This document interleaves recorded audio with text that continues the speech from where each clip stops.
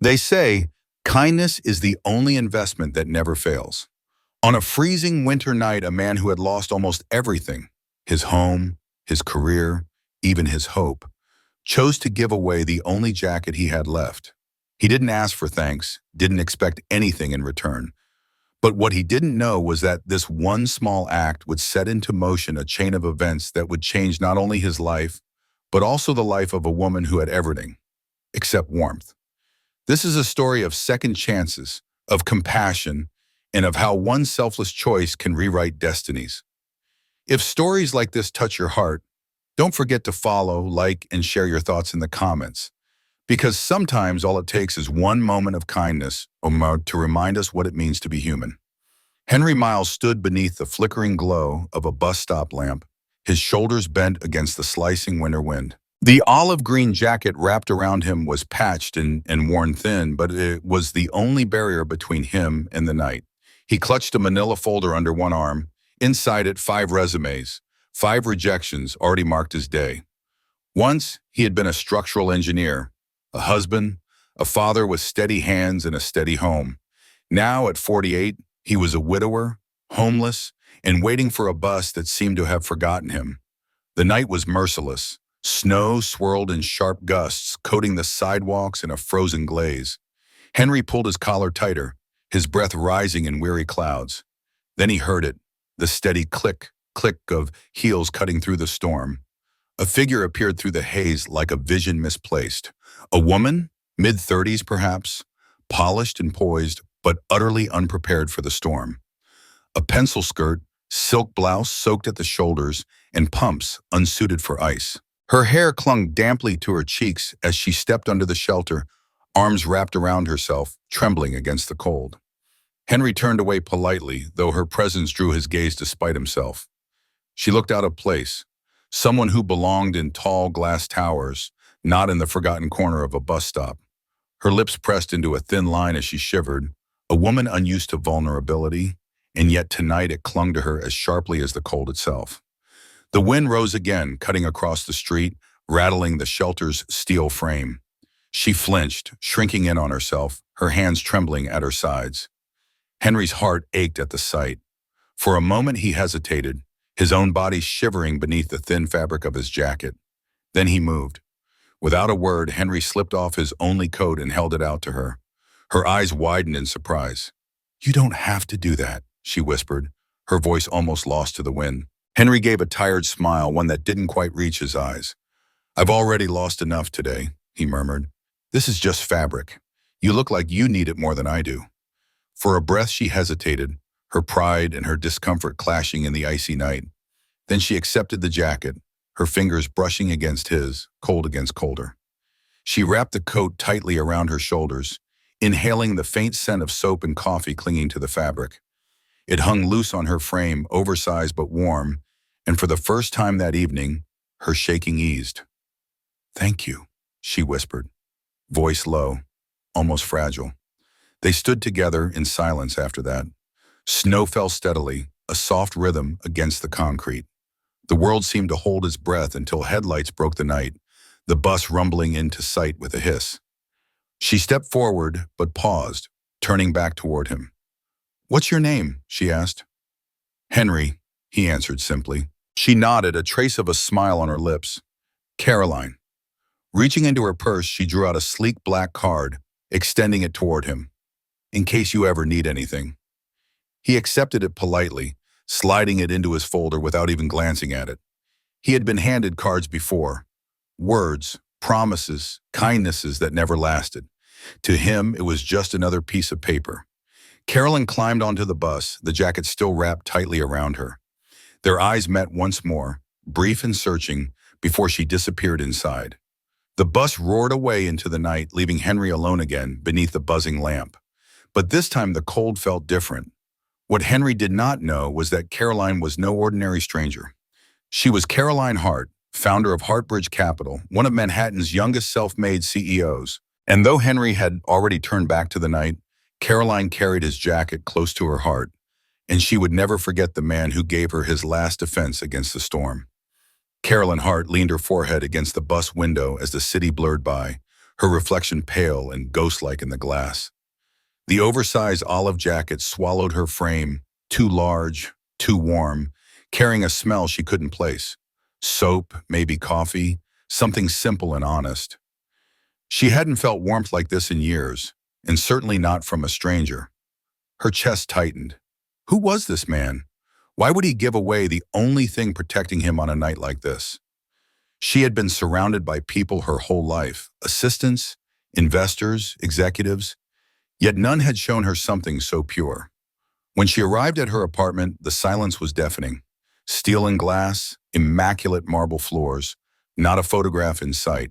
She slipped off her pumps by the door, set the jacket across a chair, and collapsed onto her couch. For a moment, she just stared at it, then something crackled faintly when she shifted the fabric. Curious, she reached into an inside pocket. Her hand found a folded piece of paper, worn soft at the edges, marked with time and fingerprints. She opened it slowly. A child's drawing appeared, scrawled in crayon.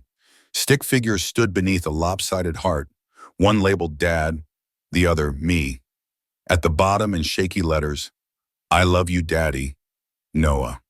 Carolyn's throat closed. The name echoed in her mind like an old wound reopened. She pressed the paper to her lap, hands trembling. This man wasn't just surviving on the streets, he was a father. A father still holding his son in his pocket. Her memories surged, uninvited. She was 12 again, wandering dark streets, stomach empty, bones aching with cold. Forgotten, invisible. Until a man, she never knew his name, took off his coat and draped it around her shoulders. The coat smelled of tobacco and leather, and he said only one thing. You'll be all right, sweetheart. I promise. She never saw him again, but she never forgot the promise. That act had carried her through years of loneliness, hunger, and fight. She had built her empire on the memory of survival, but she had buried the memory of kindness. Now, sitting in silence with Henry's jacket draped across her knees, she realized she had just met another man who gave without expecting, who gave even when he had nothing left. And it shook her more than any boardroom battle ever could.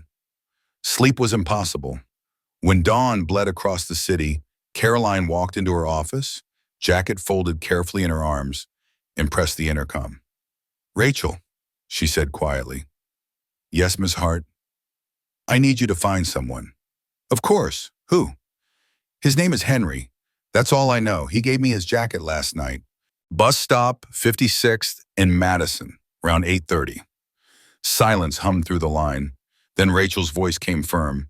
I'll start with traffic cameras and MTA logs, discreetly. And Ms. Hart? Yes? This stays between us. It took 4 days, 4 long days of phone calls, favors, camera footage, and quiet inquiries. 4 days in which Caroline replayed the moment in her mind, the weight of the jacket, the look in Henry's eyes when he gave it away. Each day made the urge stronger. Not pity, not guilt, but something deeper. A need to tell him he mattered. Finally, Rachel stood in the doorway of Caroline's office with a file in her hands. We found him. Caroline set down her pen. Tell me. His name is Henry Miles, former structural engineer, widower, no fixed address. He's been staying in an old Chevy truck near a warehouse in the Bronx, no license plates, no permanent work. Caroline's fingers tightened around the file. A man who once built bridges in schools now slept in a rusting truck. She didn't know what she would say when she found him, but she knew one truth. No one who gave away their only coat on a night like that should ever feel forgotten. She dismissed Rachel with a nod, waited until the office was empty, and placed the jacket on her lap once more. The crayon drawing slipped out, and she traced a small heart drawn in the center. Henry, she whispered into the quiet. This wasn't just about gratitude. This was about recognition, about honoring a man who, even in brokenness, carried dignity and love in his pocket. She folded the drawing carefully and slid it back into the jacket.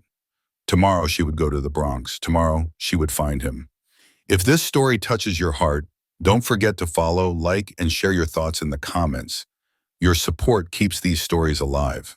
The Bronx was gray that morning, snow pressed into dirty slush along the curbs, trucks rumbling in and out of warehouses. Carolyn's driver slowed at the edge of a half-abandoned lot where a dented 1998 Chevy sat slumped against a loading dock. Its paint was chipped, windows fogged from the inside, and tires half buried in ice. To anyone else, it was just another forgotten relic. But Caroline knew someone was living in it. "Wait here," she said, opening the car door before the driver could react. The cold bit instantly at her cheeks, but she pulled her coat tighter and walked forward, boots crunching on gravel. She felt her heart beating faster with each step. The truck door creaked open before she could knock. Henry stepped out, blinking into the daylight.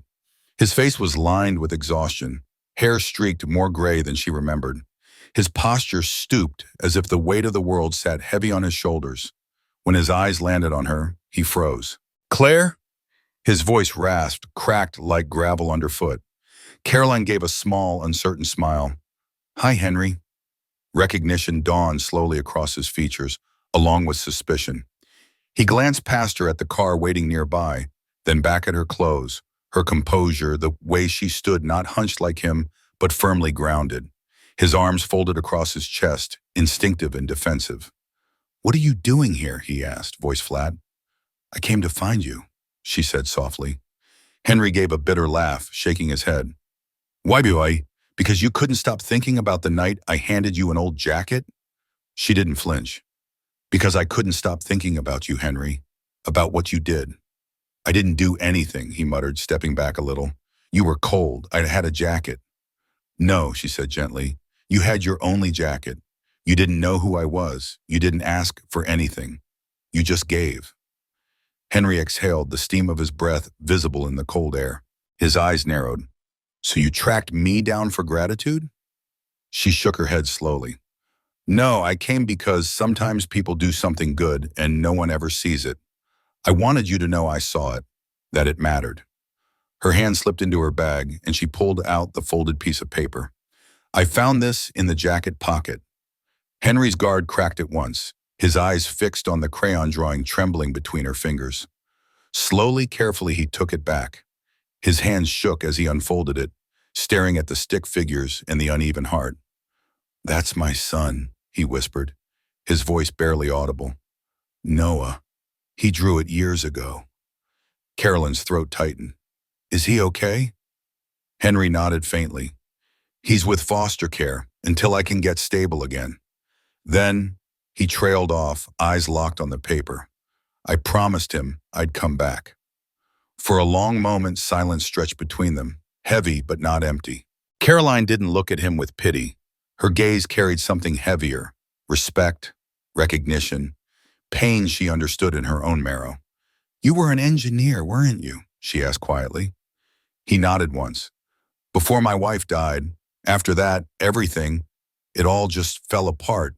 Sold the house, took odd jobs, tried to keep things together. But now," he gestured vaguely at the truck, at the worn boots on his feet. "Now I wait, apply, wait again."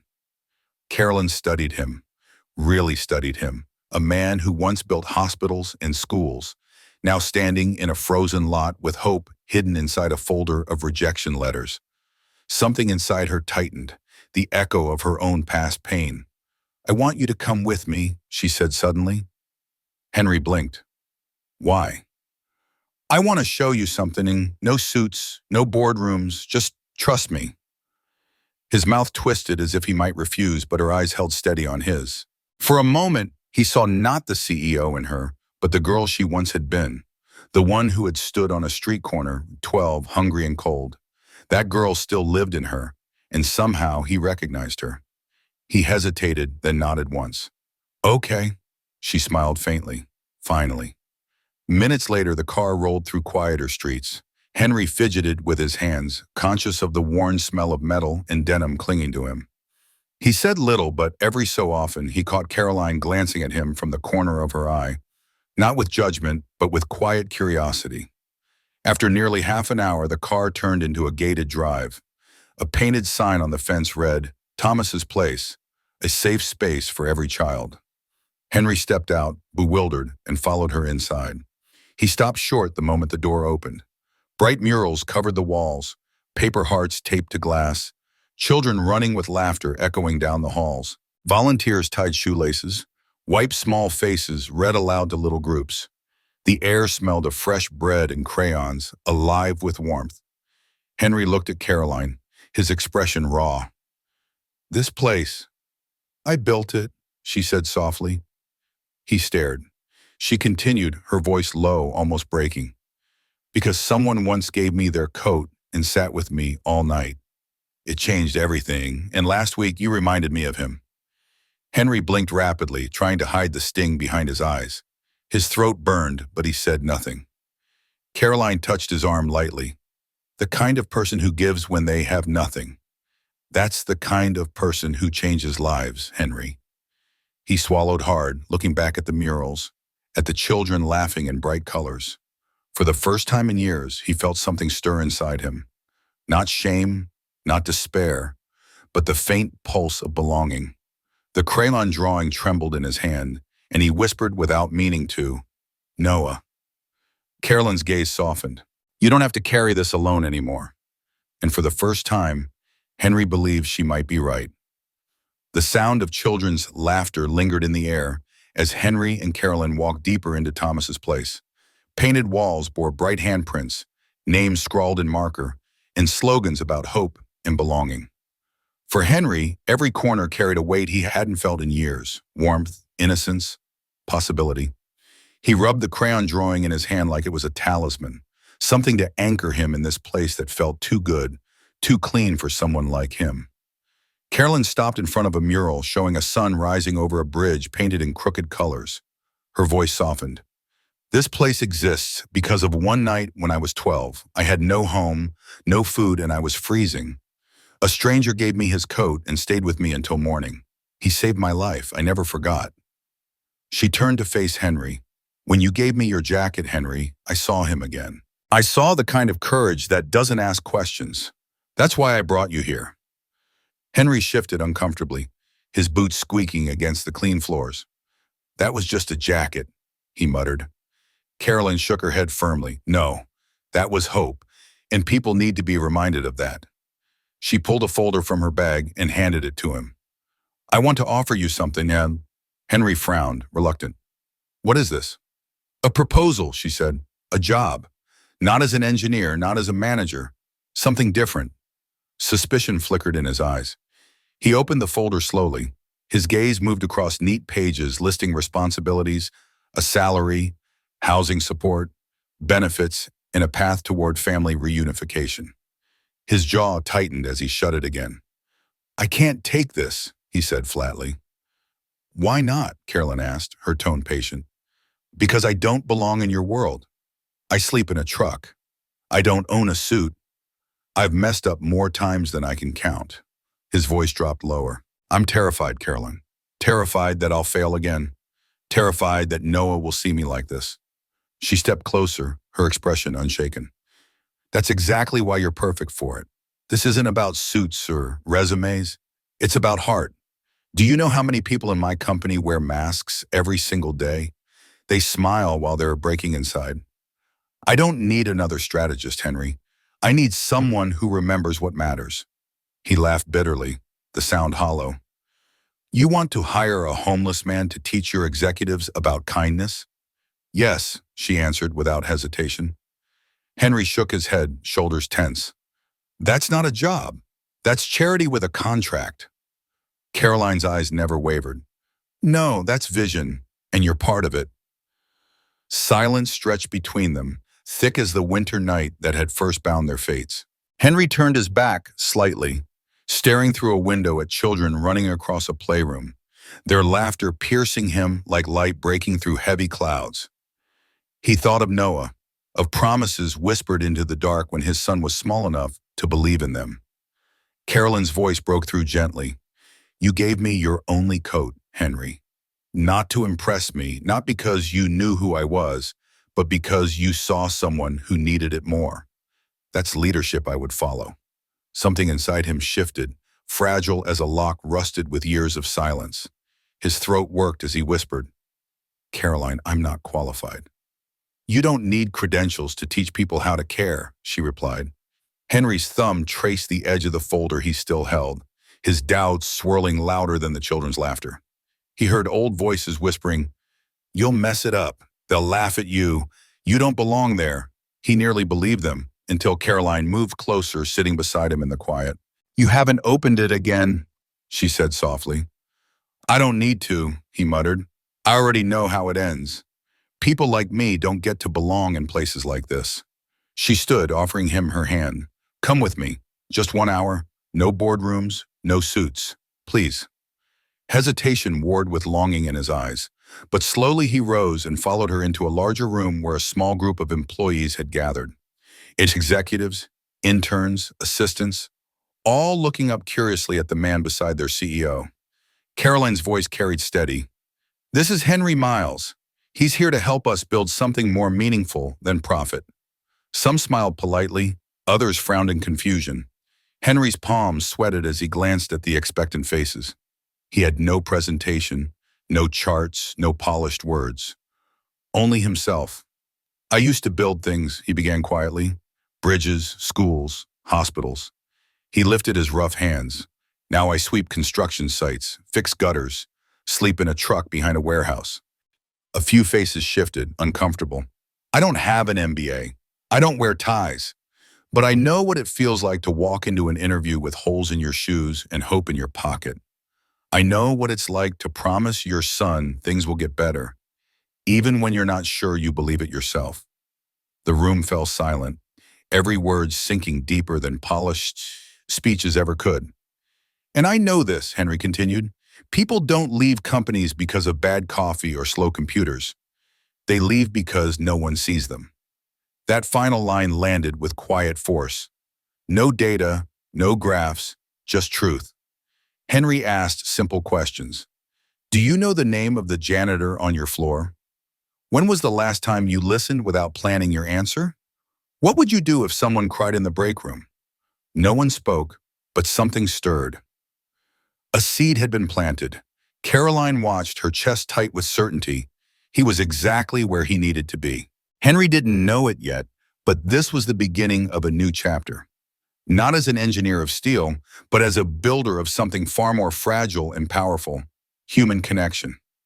The days that followed carried a quiet shift no one could ignore. At first, Henry's presence in the company drew curiosity.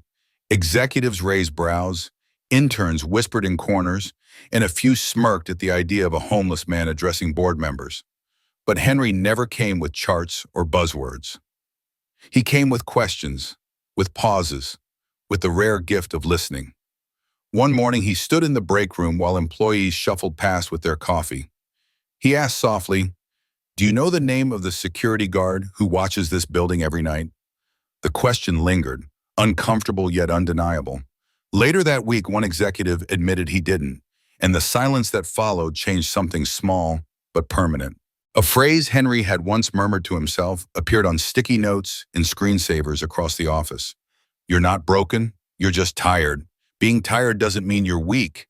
It means you've cared too long without someone caring back." Soon it was written on break room walls, taped to cubicles, even etched into a mug left anonymously on Caroline's desk. Henry did not try to fix anyone. He poured coffee for anxious interns, listened to stories of marriages cracking under pressure, and nodded quietly when someone admitted they hadn't spoken to their children in days. His silence wasn't emptiness. It was presence. That presence made people feel seen, and in return, the office began to breathe again. Laughter returned to hallways where only keystrokes had echoed before. With Caroline's support, Henry signed his first lease in years. No more broken-down truck, no more nights of shivering in forgotten lots. His new apartment was small but solid: frosted glass on the windows, a working coffee pot, and a framed crayon drawing of Noah taped proudly on the wall. Some evenings, he sat with the drawing in hand, whispering, "I'm trying, buddy. I really am." Carolyn visited often, sometimes with files in hand, sometimes with takeout. Their conversations wandered from childhood memories to books, from her sleepless nights as a CEO to his late wife Lily, gone too soon. He spoke of Noah with a voice heavy with longing, each word soaked in hope and fear. "Do you see him often?" Carolyn asked one evening, watching the way his hands tightened around his coffee mug.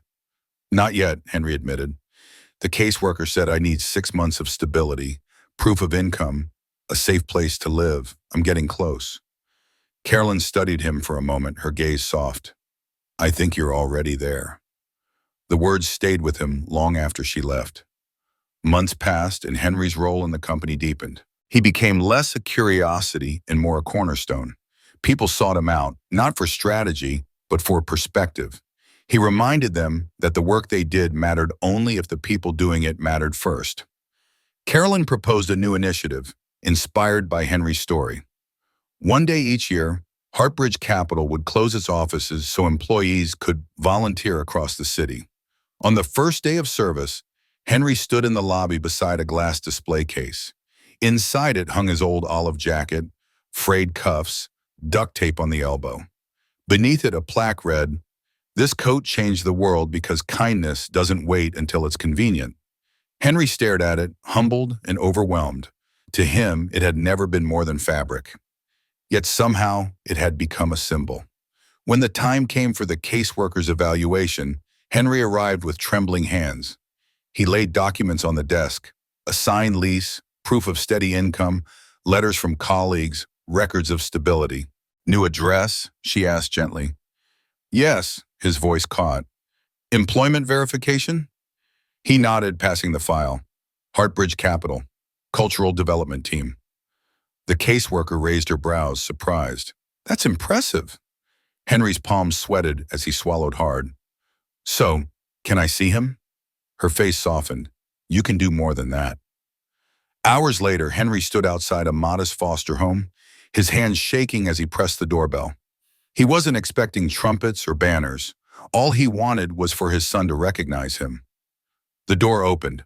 A boy stood there, taller now, older, holding a game controller loosely in one hand. The same eyes, the same lopsided smile. For a second, they only stared. Dad? The boy whispered. Henry's throat closed. He managed a nod. The controller dropped with a soft clatter. Noah stepped forward and threw his arms around his father, hugging him so tightly it knocked the air from Henry's lungs. Henry's arms closed around him in return, trembling, desperate, whole again. You kept your promise, Noah whispered into his chest. Henry tried to answer, but no words came. His tears fell silently as his eyes said everything. That evening, Carolyn knocked gently on Henry's apartment door. He opened it, eyes still red, but his smile was one he hadn't worn in years. He's back, Henry said softly. First dinner together in 5 years. Carolyn handed him a folded document. This just came in. Henry opened it slowly. A full-time permanent position, benefits, family support, even a reintegration bonus. He blinked, overwhelmed. I didn't ask for this. Caroline tilted her head, her voice quiet but firm. I know. That's why you deserve it. In the weeks that followed, Henry and Noah began to stitch a new rhythm together. Walking to school side by side, sketching on the porch in the evenings, sharing quiet dinners at a table that once sat empty. Caroline joined them sometimes, her laughter blending with theirs, her presence no longer CEO and employee, but something more human, more essential. Everywhere Henry looked, he saw proof that second chances weren't just possible, they were necessary. And for the first time in years, he believed that he and his son might finally be home. The seasons turned, and Henry's life no longer resembled the nights he had spent in a broken truck. His days began with coffee in a warm kitchen, Noah's voice carrying from the hallway as he searched for his backpack, and the sound of Caroline's laughter when she stopped by with fresh bagels. What had started as an act of kindness had unfolded into something no one could have scripted, something both fragile and unshakable. The company itself reflected the change. Heartbridge Capital was no longer just a towering structure of glass and profit margins. It pulsed with a different kind of energy. Meetings began with questions that mattered. How are you, really? Employees stopped long enough to listen, to notice. And at the center of it all was Henry, not as an executive, but as the quiet heart that reminded everyone why people came before numbers. Carolyn's idea grew into a movement. The One Kindness Day spread across the city, with employees volunteering in soup kitchens, classrooms, shelters. Henry stood in the lobby again, watching strangers pause before the glass case that held his frayed olive jacket. The plaque beneath it read, "This coat changed the world because kindness doesn't wait until it's convenient." He sometimes found himself staring at it too, humbled, still unable to believe a single choice on a freezing night had led here. But the greatest change had nothing to do with boardrooms or plaques. It happened at home. Noah had returned, taller and older, but still the boy who once drew a lopsided heart for his father. Their evenings filled with sketches on the porch, simple dinners, and laughter that stitched years of silence back together. Henry never stopped whispering gratitude at night, watching his son asleep under a roof that was finally theirs again. One crisp evening, Carolyn knocked at his door. Henry answered with Noah beside him, both still flushed from painting a mural at Thomas's place with volunteers. Caroline held an envelope. "This just came," she said. Inside, Henry found the deed to a small home, his name stamped official across the page. He blinked hard, speechless. "No more trucks," Caroline whispered with a smile. His throat tightened. I I don't know what to say." "You don't have to," she said. Henry set the paper aside and reached into his pocket. His hands trembled as he pulled out a small silver ring, simple but worn with care. "You said the coat changed your life," he murmured. "But you changed mine. You gave me my son back. You gave me a reason to try again." He took a breath, steadying himself. "Caroline Langston, will you marry me?" For a heartbeat, the room was silent. Then Carolyn laughed, light and full, tears glistening in her eyes as she nodded. "Yes." The wedding wasn't held in a grand ballroom or gilded hall. It took place at Thomas's place, where hope was painted across the walls and second chances smelled of bread from the kitchen. The chairs didn't match. The cake was baked by a young intern, and the ring bearer tripped twice. But the joy in the room was unmistakable. Guests weren't dignitaries or investors, but volunteers, janitors, caseworkers, single parents, and children with glitter still clinging to their cheeks. Henry waited at the end of the aisle in a simple dark suit, no tie, his face clean-shaven, but his eyes still the same. Open, humble, deeply human. Noah stood proudly at his side.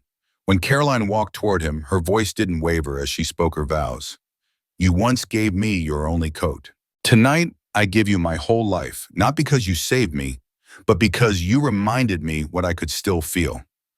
Henry's eyes glistened as he struggled to speak, but his hands never let go of hers. The music played softly on an old piano, children chased each other between tables, and someone spilled juice in the corner. It was imperfect, and somehow it was perfect. Photographs captured the moment that would later circle the world. Henry and Caroline side by side, Noah beside them, and behind them on an easel, the olive jacket preserved in a glass frame, faded, patched, but eternal. The image went viral, thousands of comments pouring in, millions of hearts moved. But for Henry, it was never about the world. It was about the family he had thought lost, now standing with him, about the woman who had seen him when he felt invisible, and the boy who whispered once again, "Dad." Years later, Henry stood on a stage at a conference, addressing a room full of tired founders and entrepreneurs. He looked down at his hands, then at the crowd. "The most successful people I know are the ones who never forgot what it felt like to be overlooked," he said. The room went silent, not with awe, but with recognition. Caroline launched the One Kindness Fund, offering grants to children who had grown up in foster care. Noah, now older, taught art at Thomas's place, filling walls with color and hope. And somewhere on a winter night, another young man shrugged off his hoodie and offered it to an elderly woman shivering at a bus stop. One small act, one moment of presence. That was all it took to rewrite a life. Henry Miles no longer built bridges of steel. Instead, he built bridges of the heart. And sometimes that was all the world needed. Not perfection, not credentials, just presence, just kindness. If this story reminded you of something good, share it. Someone you know might need to feel it too.